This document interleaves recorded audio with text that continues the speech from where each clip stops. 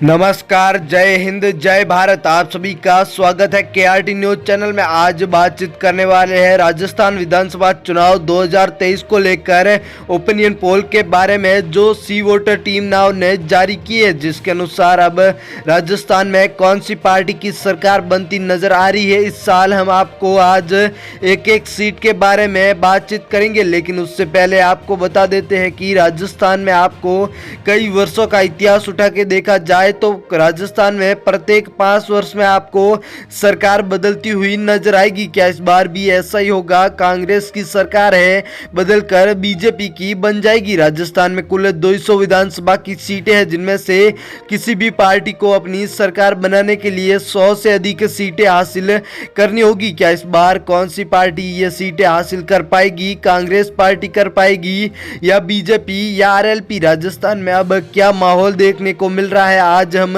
इस वीडियो में आपको सारी जानकारी से वाकिफ कराएंगे। वीडियो के अंत तक बने रहिएगा। वहीं राजस्थान की बातचीत करें तो अब प्रत्येक 5 वर्ष में सरकार बदलती हुई नजर आ रही है। ऐसा ही माहौल कर्नाटक में भी देखने को मिला था। कर्नाटक में पिछले 39 वर्षों से प्रत्येक 5 वर्ष में सरकार बदलती हुई नजर आ रही थी, वहीं इस बार भी हुआ। पिछली बार कर्नाटक में बीजेपी पार्टी की सरकार थी, अब बदल कर कांग्रेस पार्टी की बन गई। क्या इस बार भी ऐसा ही होगा? राजस्थान में भी बदल कर बीजेपी पार्टी की सरकार बन जाएगी या फिर कांग्रेस पार्टी अपनी फिर से सरकार बना लेगी? लेकिन अशोक गहलोत ने अब बड़ी बड़ी घोषणाओं से जनता को लुभाने की कोशिश तो बहुत की है, लेकिन कांग्रेस की अगर राजस्थान में सरकार नहीं बनती है तो इसका सबसे महत्वपूर्ण रीजन जो सचिन पायलट व अशोक गहलोत को लेकर अब जो मुद्दा चल रहा है यह हो सकता है। लेकिन अब क्या जो चुनावी रुझान वह हमारे ओपिनियन पोल क्या रुझान लेकर आ रहे हैं, आपको चलते हैं आंकड़ों की तरफ लेकर। पहला जिला आपके सामने आ रहा है बीकानेर, जिसमें कुल 7 विधानसभा की सीटें हैं, जिनमें से बीजेपी के खाते में 4 सीटें, कांग्रेस के खाते में 2 सीटें, आरएलपी के खाते में 1 सीट तो अन्य पार्टियों के खाते में 0 सीटें नजर आ रही। प्रतापगढ़ जिला आ चुका है, जिसमें कुल 2 सीटें, यहाँ पर 2 की 2 सीटें कांग्रेस के खाते में नजर आ रही। बीजेपी, आरएलपी व अन्य पार्टियों के खाते में 0 के आंकड़े। नागौर जिला, जहां कुल 10 विधानसभा की सीटें, जिनमें से बीजेपी के खाते में 3, कांग्रेस के खाते में 4 तो आरएलपी के खाते में 3 सीटें, वहीं अन्य पार्टियों के खाते में 0 के आंकड़े देखने को मिल रहे। चलते हैं भीलवाड़ा जिले की ओर, जिसमें कुल 7 सीटें, जिनमें से बीजेपी के खाते में 2 सीटें, कांग्रेस के खाते में 5 सीटें, आरएलपी व अन्य पार्टियों के खाते में 0 के आंकड़े नजर आ रहे। चलते हैं गंगानगर जिले की ओर, जिसमें कुल 6 विधानसभा की सीटें, जिनमें से बीजेपी के खाते में 2 सीटें,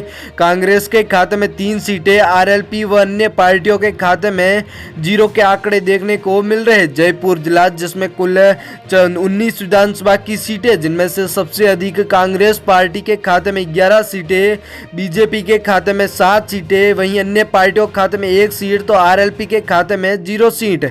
जालौर जिला, जिसमें कुल 5 विधानसभा की सीटें, जिनमें से बीजेपी के खाते में 3 सीटें, कांग्रेस के खाते में 2 सीटें, आरएलपी व अन्य पार्टियों के खाते में 0 के आंकड़े देखने को मिल रहे। चित्तौड़गढ़ जिला आ चुका है, जिसमें कुल 5 विधानसभा की सीटें, जिनमें से बीजेपी के खाते में 1 सीट, कांग्रेस के खाते में 3 सीटें, आरएलपी के खाते में 0, वहीं अन्य पार्टियों के खाते में 1 सीट का आंकड़ा जाता हुआ नजर आ रहा है। झालावाड़ जिला, जिसमें कुल 4 विधानसभा की सीटें, जिनमें से बीजेपी के खाते में 2 सीटें, कांग्रेस के खाते में 2 सीटें, आरएलपी व अन्य पार्टियों खाते में 0 सीटें तो बीजेपी व कांग्रेस के मध्य टक्कर नजर आ रही है। हनुमानगढ़ जिला, जिसमें कुल 5 विधानसभा की सीटें, जिनमें से बीजेपी के खाते में 1 सीट, कांग्रेस के खाते में 4 सीटें तो आरएलपी व अन्य पार्टियों के खाते में 0 के आंकड़े नजर आ रहे। सिरोही जिला, जिसमें कुल 3 विधानसभा की सीटें, जिनमें से बीजेपी के खाते में 2 सीटें, कांग्रेस के खाते में 1 सीट, आरएलपी व अन्य पार्टियों खाते में यहाँ पर भी 0 के आंकड़े देखने को मिल रहे। अगले जिले की ओर चलते हैं।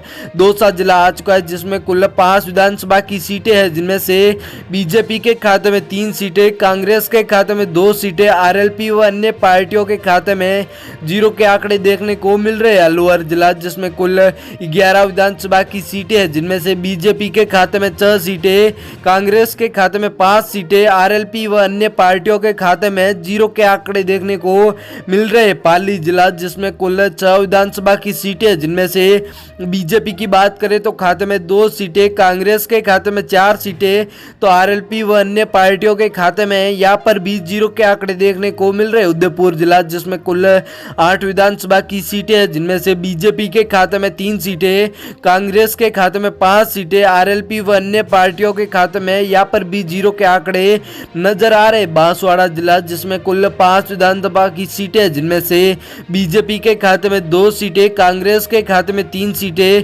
आरएलपी व अन्य पार्टियों के खाते में जीरो के आंकड़े नजर आ रहे। चलते अगले जिले की ओर, अजमेर आ चुका है जिसमें कुल 8 विधानसभा की सीटें हैं, जिनमें से बीजेपी के खाते में 3 सीटें, कांग्रेस के खाते में 5 सीटें, आरएलपी व अन्य पार्टियों के खाते में जीरो के आंकड़े तो कांग्रेस पार्टी भारी पड़ती हुई नजर आ रही। जोधपुर जिसमें कुल 10 विधानसभा की सीटें, जिनमें से बीजेपी के खाते में 4 सीटें, कांग्रेस के खाते में 5 सीटें, आरएलपी के खाते में 1 सीट तो अन्य पार्टियों के खाते में जीरो के आंकड़े नजर आ रहे। सीकर जिला जिसमें कुल 8 विधानसभा की सीटें, जिनमें से बीजेपी के खाते में 3 सीटें, कांग्रेस के खाते में 5 सीटें तो आरएलपी व अन्य पार्टियों के खाते में यहाँ पर भी जीरो के आंकड़े नजर आ रहे। जैसलमेर जिला जिसमें कुल 2 विधानसभा की सीटें, जिनमें से बीजेपी के खाते में 1 सीट, कांग्रेस के खाते में 1 सीट, आरएलपी व अन्य पार्टियों के खाते में जीरो के आंकड़े नजर आ रहे। चलते हैं डूंगरपुर जिले की ओर, जिसमें कुल 4 विधानसभा की सीटें, जिनमें से सबसे अधिक कांग्रेस पार्टी के खाते में 3 सीटें, बीजेपी के खाते में 1 सीट, आरएलपी व अन्य पार्टियों के खाते में जीरो के आंकड़े नजर आ रहे। चलते हैं सूरू जिले की ओर, जिसमें कुल 6 विधानसभा की सीटें हैं, जिनमें से बीजेपी के खाते में 2 सीटें, कांग्रेस के खाते में 4 सीटें तो आरएलपी व अन्य पार्टियों के खाते में जीरो के आंकड़े नजर आ रहे। बाड़मेर जिला जिसमें कुल 7 विधानसभा की सीटें, जिनमें से बीजेपी के खाते में 2 सीटें, कांग्रेस के खाते में 4 सीटें तो आरएलपी के खाते में भी 1 सीट का आंकड़ा नजर आ रहा है, तो अन्य पार्टियों के खाते में 0 सीटें नजर आ रही। वहीं आपको बता देते हैं कि राजस्थान में इस बार कांग्रेस पार्टी के मुख्य नेतृत्वकर्ता तो इतने मजबूत नजर नहीं आ रहे हैं, लेकिन कांग्रेस की जो ग्राउंड लेवल पे पकड़ है वो बहुत ही ज्यादा मजबूत है। वहीं कांग्रेस की सरकार बन सकती